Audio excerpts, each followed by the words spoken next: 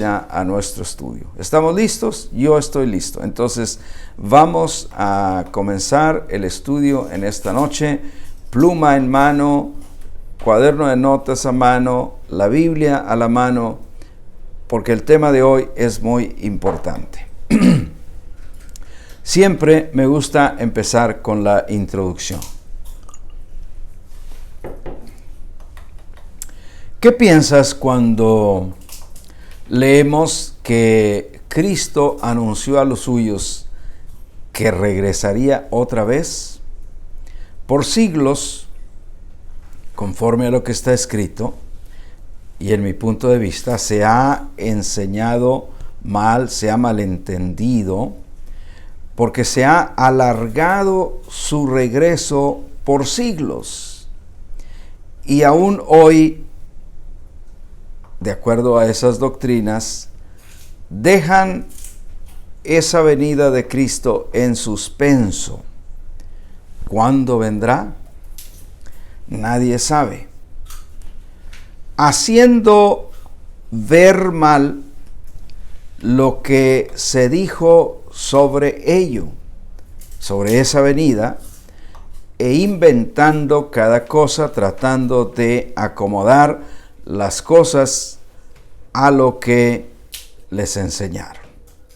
Yo espero traer una gota de entendimiento a tu vida con lo que vamos a aprender en esta noche, porque el tema que vamos a aprender lo titulé Los 40 años de transición. Sé que alguien preguntará, ¿y cuáles son esos 40 años de transición?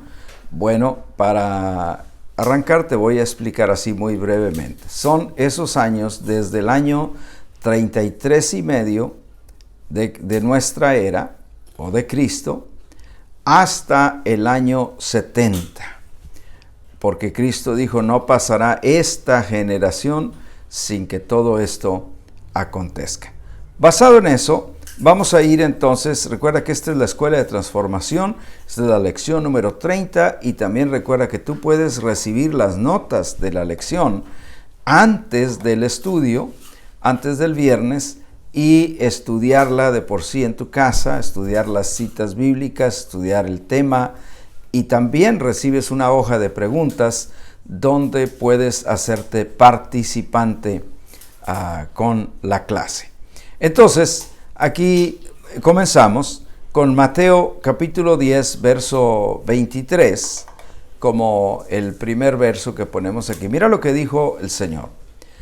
Cuando los persigan en esta ciudad, huyan a la otra. Esto se los dijo en vista de estos eventos que iban a ocurrir cuando Él se fuera, y particularmente que ocurrieron en el año 70. Pero durante ese periodo, esos 40 años de transición que yo te estoy hablando hoy, Él les dice, cuando los persigan en esta ciudad, huyan a la otra. Y fíjate lo que dice enseguida. Porque de cierto les digo que no acabarán de recorrer todas las ciudades de Israel antes que venga el Hijo del Hombre. O sea, antes que suceda la segunda venida, la venida que les estoy advirtiendo. Fíjate, así o más claro. De cierto les digo a ustedes que no acabarán de recorrer todas las ciudades de Israel sin que se va a manifestar mi venida. Eso es literalmente lo que les dice. Entonces, por eso te digo que basado en esto, hay mucho que se ha inventado, pero que realmente nosotros tenemos que irnos por lo que está escrito. Lidia Olmos, saludos Lidia, qué gusto que estás aquí. Vamos al punto número 1, rápidamente entonces, y el punto número 1 lo titulé Los destinatarios principales del Nuevo Testamento. Cuando nosotros leemos el Nuevo Testamento, y de hecho cualquier parte de la Biblia, pero en particular estamos hablando aquí del Nuevo Testamento, entonces tenemos que preguntarnos quiénes eran los destinatarios principales de esas cartas. Y la palabra aquí es ellos. Nosotros tenemos que entender que ellos, esa gente que vivía en el primer siglo, fueron los principales destinatarios. Te animo a leer el Nuevo Testamento y a descubrirlo. Ellos vivieron esos 40 años de ley y gracia. Mira, te voy a dar unos pocos ejemplos, pero no te puse escrituras porque es muy obvio. Pero por ejemplo, Mateo y Marcos le escriben a los judíos. Lucas escribe su carta a un tal Teófilo, que vivía en ese tiempo. Juan, el Evangelio de Juan, se lo escribe a las iglesias esparcidas. Hechos también lo escribió Lucas y lo escribe otra vez a Teófilo. Romanos lo escribió Pablo a las iglesias romanas en casa. Y las demás cartas, pues son muy obvias. Las que escribió a Corintios, las que escribió a Éfeso, las que escribió a Gálatas. Aquí está mi amado pastor Euclides Torres. Bendiciones, iglesia. Un abrazo para ti también, Euclides. Me da un gran gozo saludarte. Saludos hasta el Edén, Tabasco, la tierra del Edén. Saludos hasta allá para ti, para tu familia, amado hermano en Cristo. Bueno, te decía que las demás cartas son demasiado obvias, que fueron escritas a los destinatarios que se mencionan ahí. Hay algunas que fueron escritas a personas específicas, por ejemplo, la que se le escribió a Timoteo, la que se le escribió a Tito, a Filemón, incluso Juan en sus cartas, algunas de ellas las escribe a Gallo, etc. Incluso el Apocalipsis, que es la que uno dijera, gracias Euclides, un abrazo también para ti. Apocalipsis fue escrita, esa carta, ese libro fue escrito a las 7 iglesias de Asia Menor. Tradicionalmente, si tú lees en las Biblias, en los comentarios, dice que Apocalipsis fue escrito en el año 94 del primer siglo, o después de Cristo. Yo no tengo duda que se haya escrito como tal en ese año, pero yo sí difiero personalmente, esta es mi opinión, en que los eventos sucedieron ahí en el año 94, porque los eventos que describe Apocalipsis era para animar a la iglesia que estaba pasando por esta tribulación que vino sobre la gente en aquel tiempo. Así que mi versión, mi opinión, si cuenta en algo, es que la revelación le vino a Juan. Si tú lees el libro, dice, yo estaba en la isla de Patmos cuando recibí esto. O sea, Juan ya, cuando escribió el libro, ya no estaba en la isla. Tú puedes leer el libro y podemos diferir en eso, pero podemos estar de acuerdo en una cosa. Jesucristo es Rey y el reino de los cielos está aquí y Dios es el soberano para todos nosotros. Entonces, todas estas cartas se escribieron dentro de esos 40 años, ese periodo. Y recuerda esto, que nosotros debemos de ver por encima de los hombros de ellos, de esa gente a las que se escribieron las cartas, y ver de ahí qué es lo que nos corresponde. Por ejemplo, cuando leemos Juan 3:16, de tal manera amó Dios al mundo. Bueno, ahí ya dice que al mundo. Entonces nos corresponde. Cuando Corintios dice Pablo que Dios mismo nos reconcilió con Él por medio de Cristo. Bueno, también reconciliando al mundo, también nos toca. Pero no todo nos toca, y hay gente que solamente lee cualquier verso y dice, está en la Biblia, debe ser para mí. Y no corresponde así. Entonces, Te decía, porque termino este primer punto, que ellos vivieron esos 40 años de transición, y la transición era que estaba presente la ley en esos 40 años, pero al mismo tiempo estaba presente la gracia. Y este periodo que vamos a estudiar hoy es lo referente al año 33 y medio a el año 70. Vamos a ver otra escritura en Mateo capítulo 24 y verso 34. Mateo 24, 34. Con esto vamos a cerrar este primer punto de los destinatarios principales del Nuevo Testamento. Dice Mateo 24, 34. De cierto les digo, mira lo que dijo Cristo, que no pasará esta generación hasta que todo esto acontezca. Hasta que acontezca que todo lo que se describe en Mateo 24, que a ti y a mucha gente y a mí y a muchas personas nos han dicho que está todavía pendiente para algún tiempo, pero ¿cómo es que Cristo dice, de cierto les digo que no pasará esta generación hasta que todo esto acontezca? Hasta el otro día me encontré con un escrito de una persona que decía, ¿se equivocó Cristo cuando dijo cosas como estas? O cuando dijo, no acabarán de recorrer todas las ciudades de Israel sin que el Hijo del Hombre regrese. ¿Se equivocó Cristo? Y por supuesto que nosotros tenemos que decir, no, ¿cómo se va a equivocar? Cristo no se equivocó. A nosotros nos dieron, desgraciadamente, información equivocada por muchísimos años. Entonces vamos al punto 2, porque cierro ya ahí el punto 1, que son los destinatarios principales del Nuevo Testamento.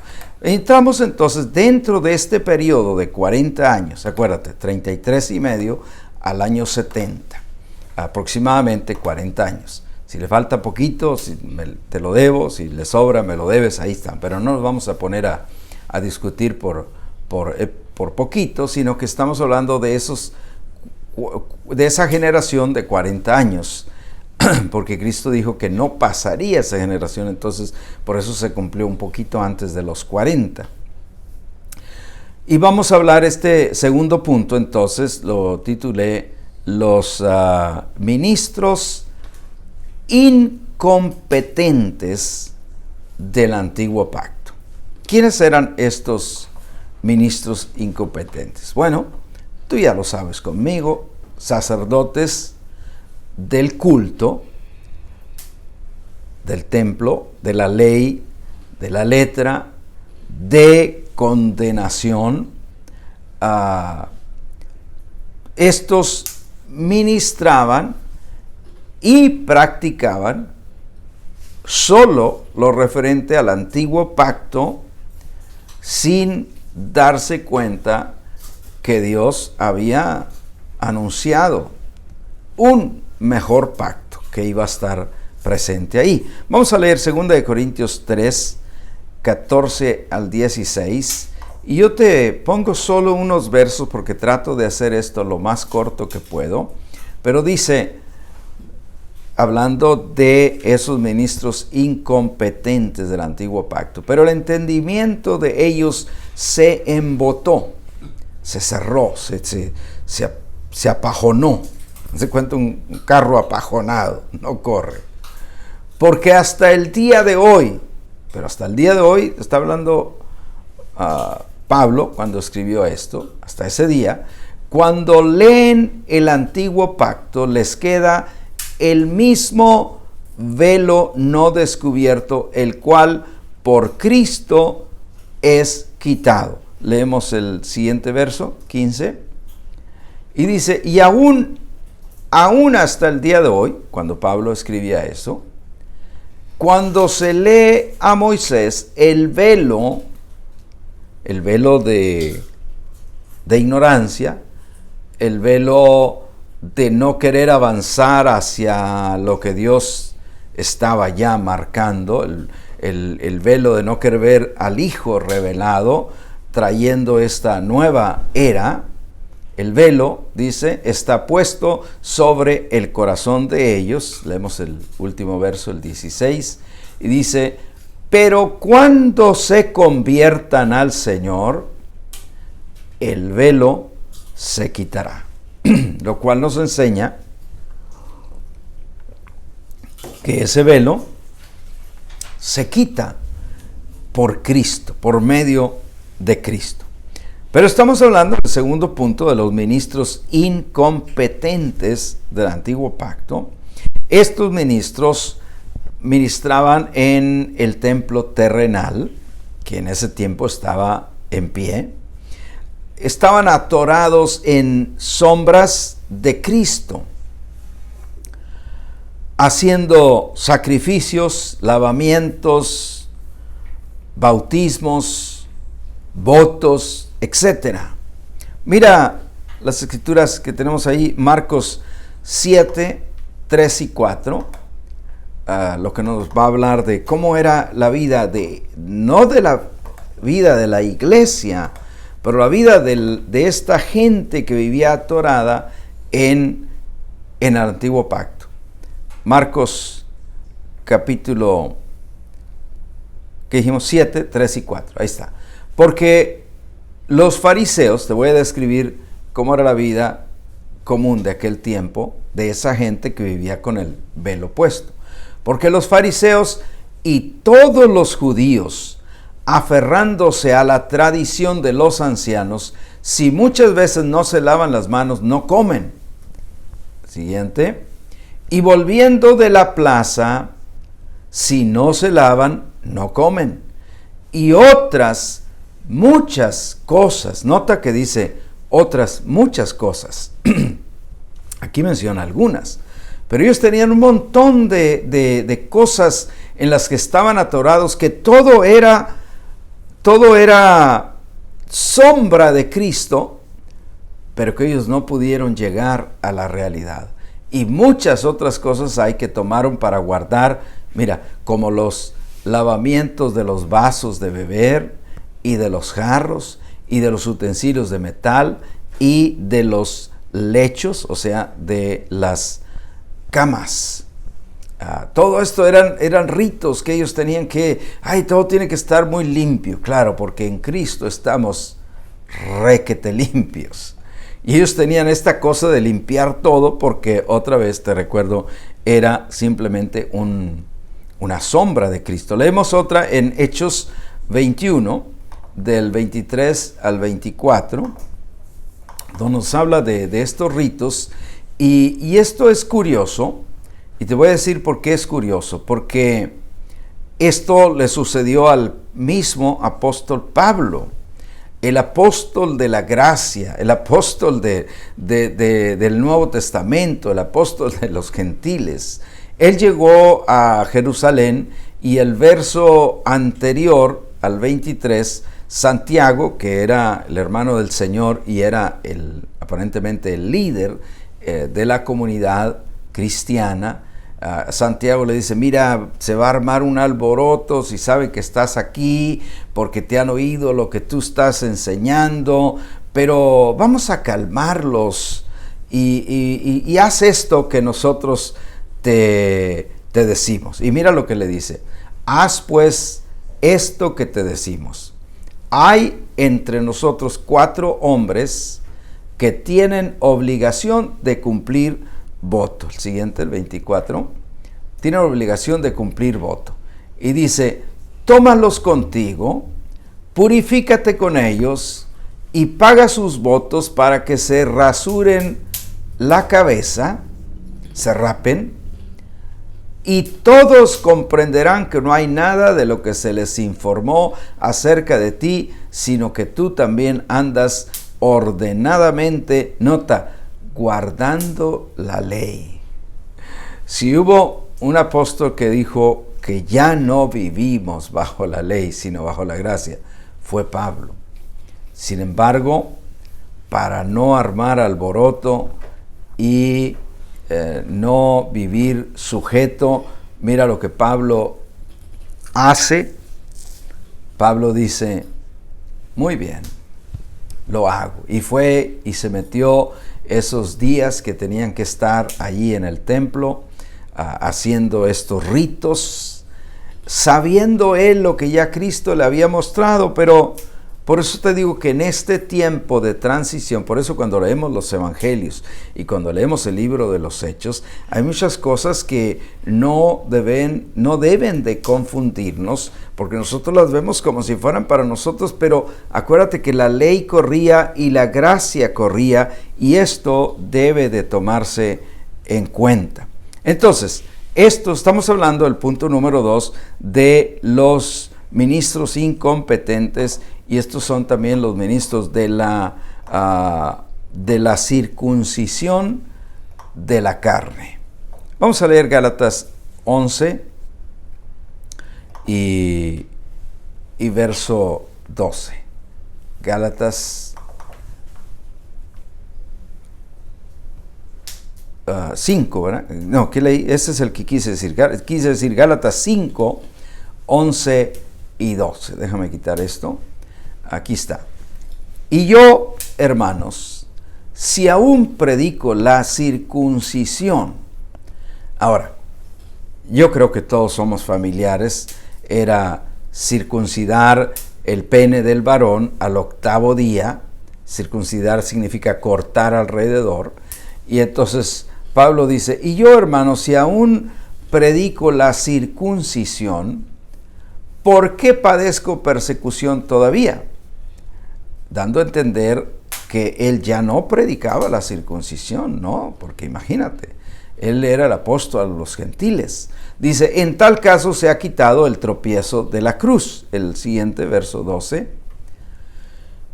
Ojalá se mutilasen los que los perturban. Tan enojado estaba el apóstol que dice, ojalá se lo cortasen todo, literalmente dice en las versiones más amplificadas.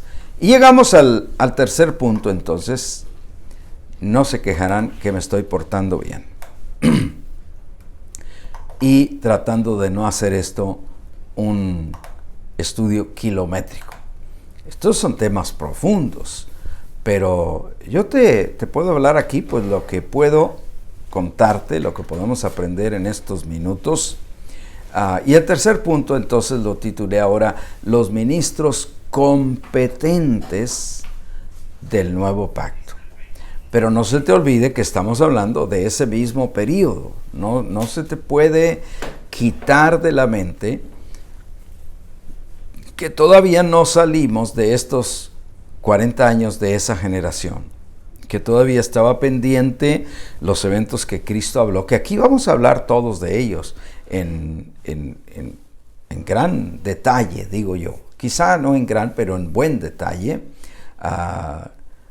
Pero cuando decimos los ministros competentes del nuevo pacto, estamos hablando de ministros competentes allí, en ese periodo de 40 años. Estos ministros eran los que ministraban el espíritu de vida, de gracia, de justificación. Estos ministros eran entendidos de la revelación de Jesucristo, sin velos y en libertad. Vamos a ver estas escrituras que te anoté aquí. 2 Corintios 3, los versos 6, luego el 8, luego el 9 y el 18. El 6 dice, el cual asimismo nos hizo ministros competentes de un nuevo pacto. Pero no se te olvide que esto lo dijo Pablo, y lo dijo principalmente o primariamente a ellos, ahí, en ese tiempo, en esos 40 años. Nos hizo ministros competentes de un nuevo pacto, no de la letra, sino del espíritu, porque la letra mata, más el espíritu vivifica. El siguiente, verso 8. Yo te animo que tú leas todo el capítulo, por supuesto. No lo hagas ahorita porque te nos vas a perder. Pero en el verso 8 dice, ¿cómo no será más bien con gloria el ministerio del Espíritu? Esto era lo que ellos predicaban. El verso que sigue, el 9, enseguida. Porque si el ministerio de condenación fue con gloria, mucho más abundará en gloria el ministerio de justificación. El que sigue, que es el verso 18. Por favor. Verso 18 dice, por tanto, nosotros todos, otra vez, no se te olvide que estamos viendo detrás de los hombros de ellos. Por tanto, nosotros todos, mirando a cara descubierta, como en un espejo, la gloria del Señor, somos transformados de gloria en la misma imagen, como por el Espíritu del Señor. Ahora, no debemos olvidar lo que te acabo de decir. Nosotros vemos detrás de los hombros de ellos, y ellos hablan, por ejemplo, esto que aquí acaba de ver, dice, nosotros miramos a cara descubierta la gloria del Señor, pero nosotros hoy ya no miramos a cara descubierta la gloria del Señor, hoy somos uno con Él. Esa es la diferencia que hay que aprender a observar en los escritos que tenemos, porque gran parte fue para ellos, o todo, en su gran mayoría, fue para ellos, y luego de ahí nosotros tenemos que tomar lo que queda y ver lo que ya Dios ha dado para este tiempo. Saludos, amada pastora Yalitza, que está aquí también.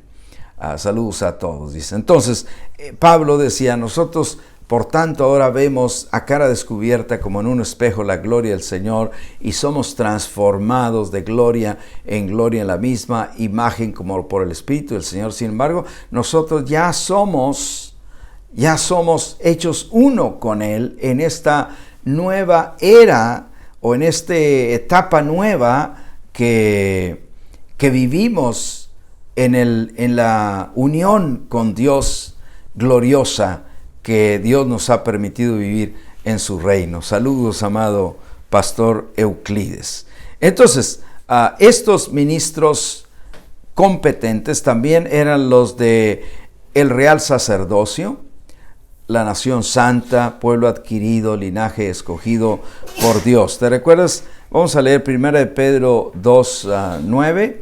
La has leído cantidades de veces, pero léela ahora con esos ojos detrás de los hombros de ellos, y mira que estos eran primariamente ellos, mas ustedes son linaje escogido, real sacerdocio, nación santa, pueblo adquirido por Dios, para que anuncien las virtudes de aquel que los llamó de las tinieblas a su luz admirable.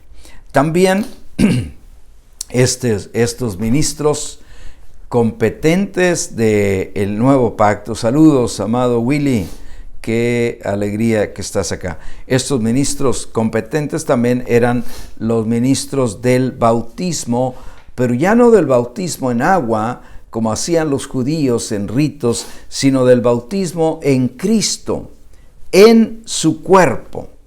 Primera de Corintios 12:13, por favor, lo ponemos, y dice, porque por un solo espíritu fuimos todos bautizados en un cuerpo, sean judíos o griegos, sean esclavos o libres, y a todos se nos dio a beber de un mismo espíritu. Esa última parte nos lleva al siguiente encabezado, porque también estos ministros competentes eran los ministros del bautismo en el Espíritu Santo, pero no del bautismo donde te tienen que estar meneando la cabeza y repite y recíbelo. No, ministros de saber que Dios les dio el Espíritu Santo. Gálatas 4:6, importante notarlo aquí, dice, y por cuanto ustedes son hijos, Dios envió a los corazones de ustedes el Espíritu de su Hijo, que es el Espíritu Santo, el cual clama, Abba, Padre. Entonces, también estos ministros competentes eran los ministros de la circuncisión, pero la circuncisión en el corazón, que es muy diferente a la circuncisión ritual. Colosenses 2:11 y Romanos 2, lo vamos a leer. Colosenses 2:11 dice, en él también ustedes fueron circuncidados con circuncisión no hecha a mano. Quiere decir, esta circuncisión que le sucedió a ustedes no la hizo ningún hombre. Allá tenía que hacer el sacerdote. Acá no la hizo ningún hombre. Porque echó fuera, al echar de ustedes, dice, el cuerpo pecaminoso carnal en la circuncisión de Cristo. Esto no habla cuando Cristo fue circuncidado, como algunos ministros he oído que lo predican, sino que Cristo fue el que nos circuncidó el corazón para darnos un corazón nuevo, para darle a la humanidad un corazón nuevo. También en Romanos 2 y versos 28 y 29, dice, pues no es judío el que lo es exteriormente, ni es la circuncisión la que se hace exteriormente en la carne, siguiente, sino que es judío el que lo es en el interior. Ándale, hasta un mexicano podemos ser judíos ahora, porque este asunto no es de ritos, no es de nación. Saludos, hermana Carmen, qué gusto ver sus saluditos ahí. Entonces, es judío el que lo es en el interior, y la circuncisión es la del corazón, en espíritu, no en letra, o sea, no en ley, la alabanza del cual no viene de los hombres, sino de Dios. Llego entonces a la conclusión de este tema que estamos hablando el día de hoy, y no quiero hacerlo muy largo porque obviamente vamos a continuar. Pero estamos hablando los 40 años de transición dentro del tema general desde Cristo hasta la eternidad. Entonces llego a la conclusión. La llegada del año 70 después de Cristo es muy importante aquí. Yo te animo a hacer tu investigación. Pon Jerusalén 70 DC ahí en Google. Y vas a ver toda la vasta información que hasta te vas a cansar de descubrir tanta información de lo que sucedió en ese tiempo al pueblo judío. Pero la llegada del año 70, mira, para nosotros aquí es clave esto, dio cumplimiento a lo que ya estaba determinado. Acuérdate que, esto no lo traigo en mis notas, pero te acuerdas que cuando Dios le dice a David, tú no me construirás casa a mí, cuando dice, te quiero construir una casa, y Dios le dice, ¿a quién yo le he dicho que me construya una casa? Si el cielo es mi trono y la tierra el estrado de mis pies, ¿qué casa me van a construir? Tú no me vas a construir casa, le dice Dios. Estoy hablando allá en las Crónicas, esto lo describo ahí en mi libro, y ahí lo puedes encontrar. Y entonces le dice Dios a David, pero quien me va a construir casa va a ser un hijo tuyo que vendrá después de ti, cuando tú ya duermas con tus padres. Para nosotros que estamos de este lado leyendo, es obvio pensar que ese hijo era Cristo, quien iba a hacer casa espiritual y no casa física. Pero David, como se equivocó, como muchos podemos equivocarnos, y David dijo, pues es que ese es Salomón. A ver, Salomón, dice Dios que le vas a construir una casa. No fue lo que dijo Dios. Pero entonces Dios aceptó esa casa. Fíjate cómo es Dios. Aunque él no la había pedido, la aceptó y trajo su gloria y toda la cosa. Pero nota que sí le dijo, mi presencia va a estar aquí en esta casa. Pero cuidadito que ustedes se alejen de mí, cuidado que ustedes desobedezcan, que ustedes no caminen en lo que yo les marco, porque entonces dejaré esta casa, me iré de ella, ya no estaré. Y eso literalmente se cumplió en ese año 70, porque ellos no quisieron.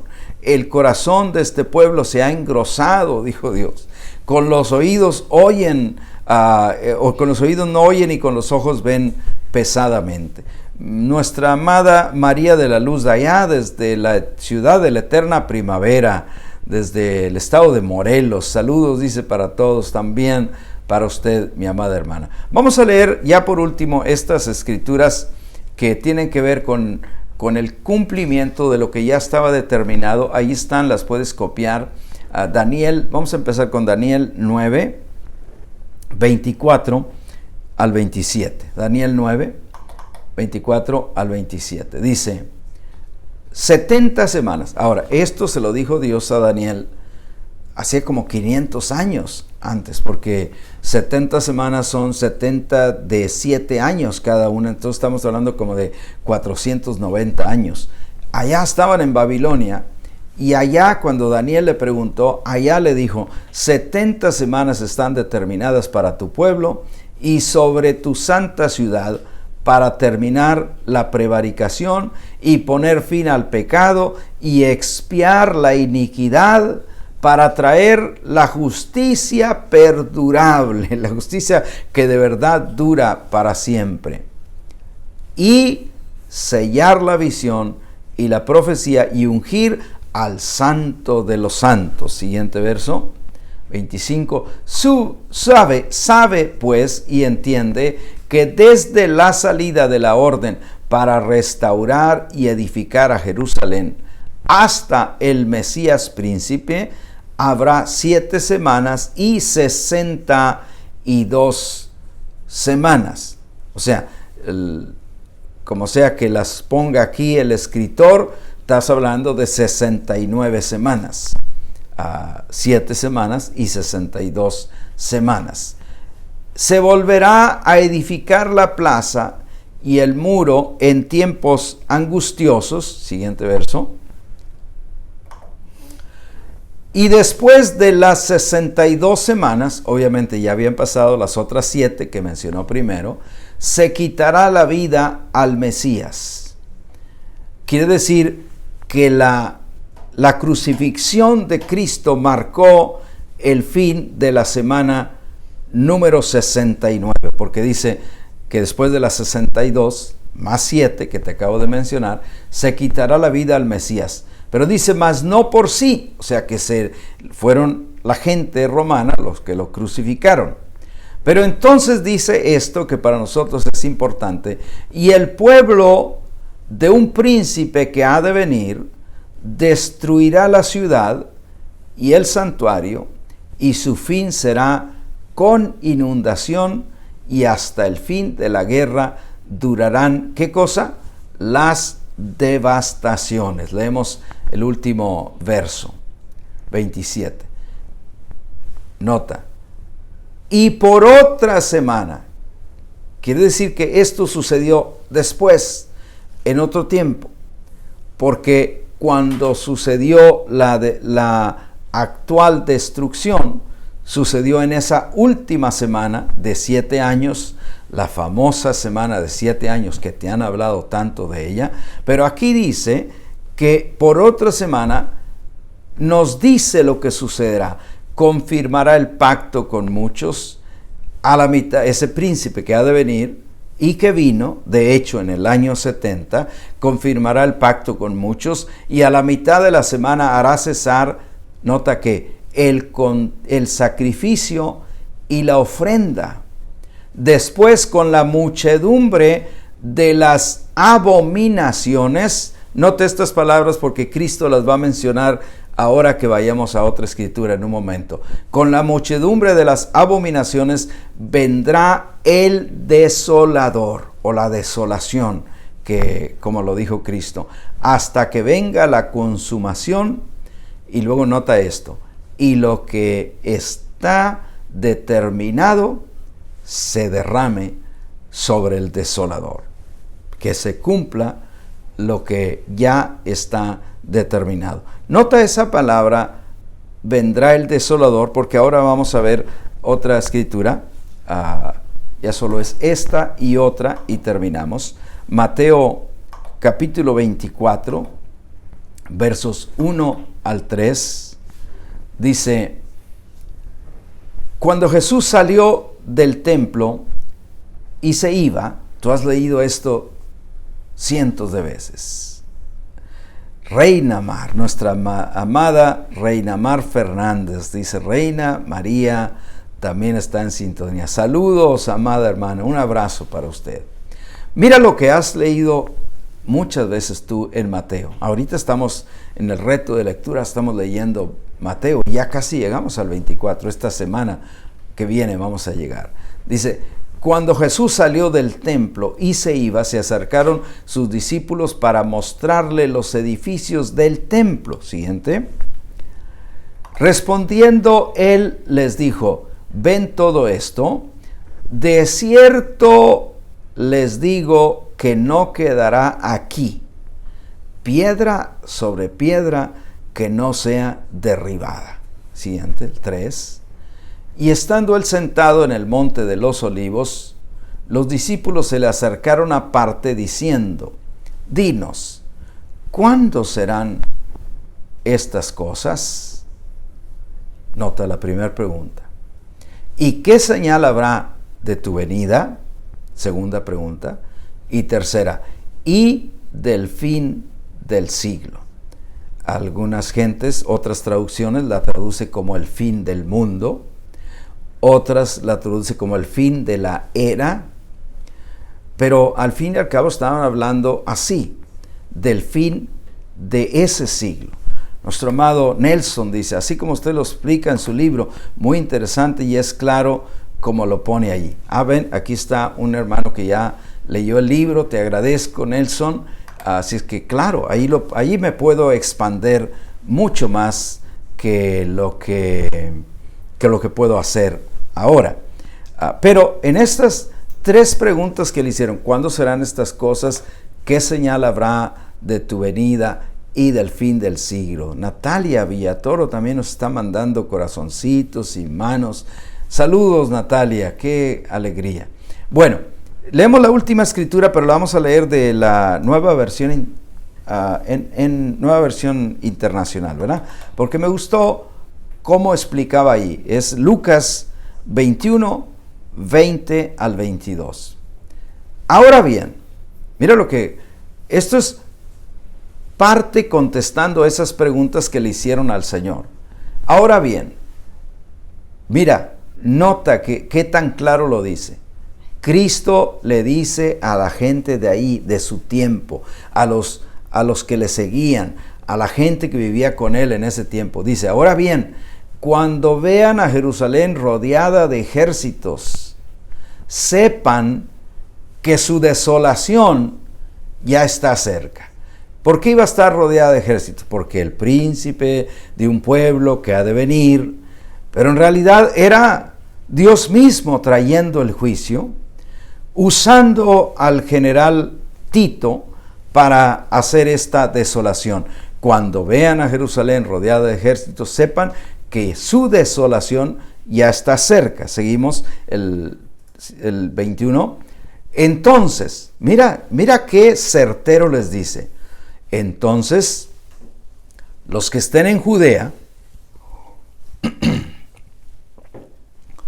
huyan a las montañas. Los que estén en la ciudad, salgan de ella. Y los que estén en el campo, no entren en la ciudad. ¿Por qué crees que Cristo le da estas instrucciones a la gente que estaba allí? Gran parte de sus discípulos, pues todos los que creían en él eran los únicos que iban a oír esto. Porque él los estaba salvando de esta destrucción que venía sobre Jerusalén. Verso 22, por favor, y es el último. Dice: porque este será el tiempo del juicio, cuando se cumplirá todo lo que está escrito.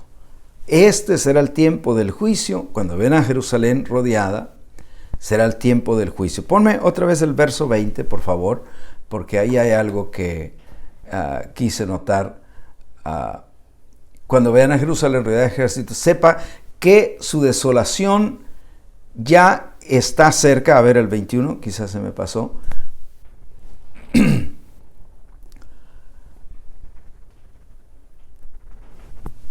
Sí, no leí esto de Mateo.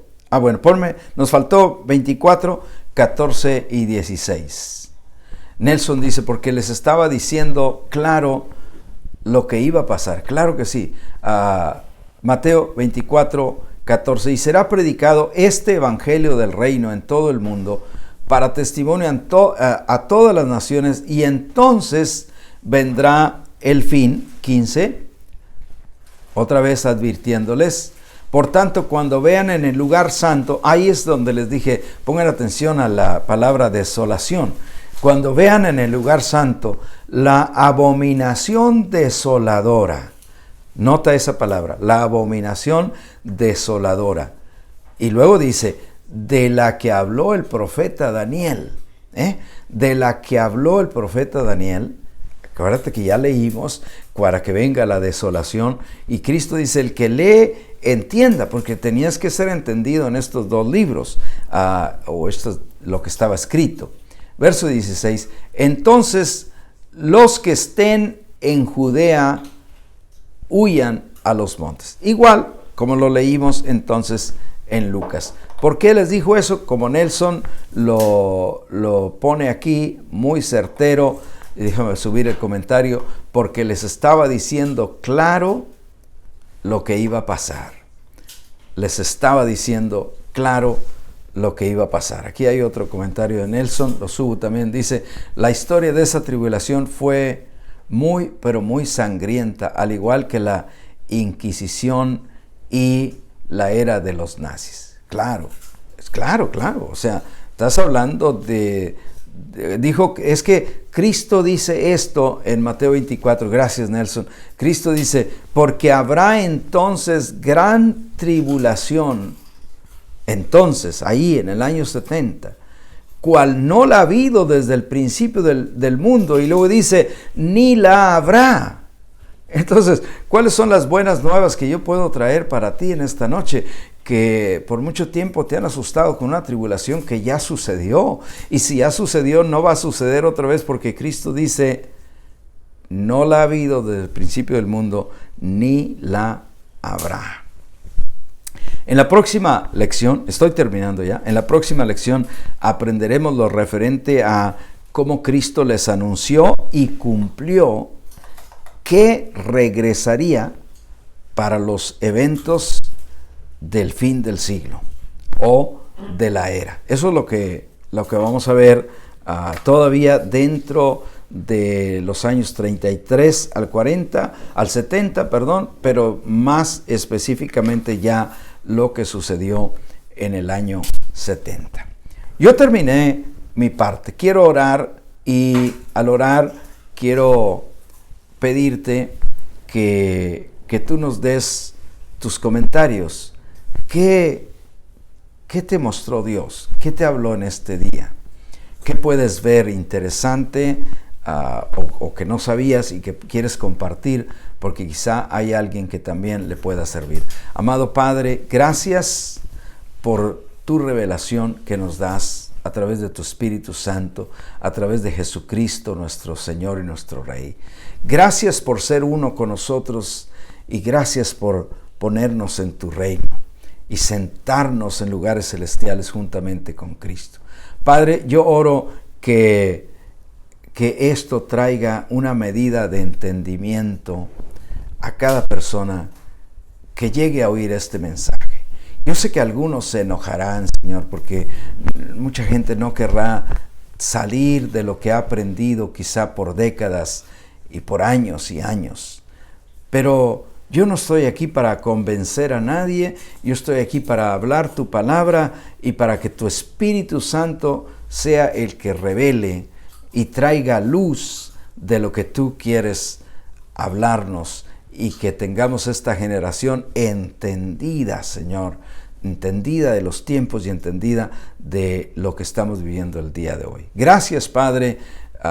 Sé que toda la audiencia que nos oye somos bendecidos porque tú ya nos has declarado bendecidos. Así que te doy muchas gracias en el nombre de Jesús. Aquí nuestra hermana Zoili de Chavarría se nos une, dice, desde El Salvador. Imagínate, qué alegría. Dios lo bendiga, hermano pastor, gracias. Y aquí nos dice que nos escucha desde El Salvador. Saludos para ti, Zoili, hasta allá, hasta la bella tierra de El Salvador. También a Mari Navarro, que teníamos unos días de no verte, Mari. Qué alegría, Mari Navarro, que estás aquí también con nosotros. Carlos Antonio Alvarenga le dice: Nelson Moss, ¿estás aprendiendo? Bueno, me gusta ese comentario. Ahí te habla Nelson, porque Carlos Antonio te manda un mensajito. Saludos, Carlos Antonio, qué alegría. A ver, ¿quién le gustaría hacer un comentario? Porque ya de hecho ya terminé. Entonces solamente dedico unos 3-4 minutos para si hay algún comentario y que te gustaría ponerlo aquí para que la demás parte de la audiencia, y luego cuando subamos el video a YouTube, pues también otra gente tenga oportunidad de escucharlo. Mientras doy un anuncio, veo entonces si hay algún anuncio, si hay algún comentario, con gusto lo subo. Me alegra mucho todos ustedes que estuvieron aquí. Gracias por acompañarnos en este estudio bíblico. Quiero anunciarte que este domingo estaré predicando el tema Aprendiendo a Vivir en el Reino. Vamos a estar en reunión presencial en el edificio a las 11:30, pero también vamos a estar en Facebook. Así es que si tú quieres sintonizarnos, seguirnos, puedes hacerlo con gusto. Así es que este domingo no te pierdas el tema Aprendiendo a Vivir en el Reino. Pastor Euclides nos pide que nos unamos en una oración. Dice, por la salud del hermano Carlos Mario Ramos. Está hospitalizado con COVID. Vamos a orar por Carlos Mario. Y junto con Carlos Mario vamos a orar por muchísima más gente que desgraciadamente están siendo afectados en esta cuarta ola de contagios. Amado Padre, te pedimos por nuestro amado Carlos Mario Ramos, y unido a él también todas las otras personas que en este momento están padeciendo esta afección. Pero tu palabra dice, Señor, que somos uno contigo. Tu palabra dice que tú vives en nosotros y que estamos entrelazados, Señor, indivisiblemente. Y yo oro que la vida tuya en la vida de mi hermano Carlos ahora mismo traiga vida a su vida y le dé fuerza para salir con bien de este mal que ahora le afecta. Oramos también por nuestra amada hermana Elena, Señor, que siga recobrando fuerzas. Por nuestro amado Rafael Aguilú, Señor, allá en Zacatecas, para que salga también de ese hospital, Señor amado, y la fuerza esté en él. Oramos también por cada persona que se me puede escapar de mi mente en este momento, pero que tú los conoces, todas esas personas. Martita, Señor, que está hospitalizada por problemas con los riñones, también oramos en este momento para que la vida tuya en ellos y en ellas traiga salud y manifieste la salud perfecta y gloriosa. En el nombre de Cristo Jesús, cree ese milagro para tu vida y para todas las personas por las que tú estás orando. Saludos, amado Pastor Euclides. Mari también nos saluda, Mari Navarro. Zoili dice: Dios ilumina a mi pastor. Amén, bendícelo. Gracias, Zoili. Qué alegría oír de ti. Te invitamos a seguirte conectando tanto Zoili como Mari para que podamos seguir aprendiendo. También Lidia dice amén.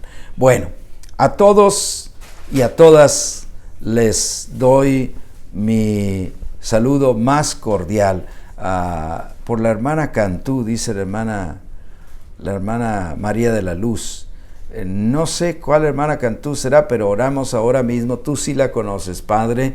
Conoces a la hermana Cantú, que mi hermana María se refiere, y oramos en este momento por su vida, para que la vida de Cristo, la vida tuya, Señor, en nosotros, se manifieste en salud para mi hermana Cantú y para todos estos hermanos y hermanas que hoy necesitan urgentemente este milagro. Gracias, amado Padre, por la vida en tu reino y por la vida gloriosa y abundante que tenemos. En el nombre de Cristo Jesús. Bueno, mis amados hermanos y hermanas, amada familia, estoy terminando ya y ahora sí me alegra mucho estar con ustedes y su participación, y me despido recordándoles que la Biblia dice que Dios nos bendijo, así es que somos bendecidos. Noemí Cantú, gracias, Padre, por salud en Noemí Cantú. Un abrazo para todos ustedes y hasta el domingo nos vemos con la ayuda de Dios. Saludos.